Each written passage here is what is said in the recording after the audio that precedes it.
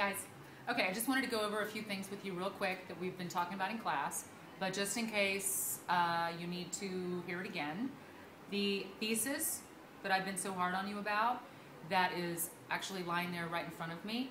The reason that I've been so hard on you is that it must be specific, it must be direct, it must be to the point, it must have an argument, a debate, something that you are saying is not, in essence, the fact that, okay, this is going on and because of this, that's happening. That's not an argument if everybody in the room is going to go, okay, and?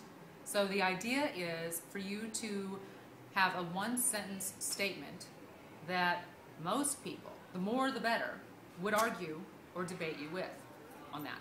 So that's the focus. And then your 5 questions should come pretty easy afterwards. If you've got something that is that debatable, then your 5 key points, or questions for that matter, are basically because of the fact that you want to look into those 5 areas in your research. So that guides your time, really. Rather than wasting your time looking at a bunch of stuff, those are those 5 areas you want to focus on.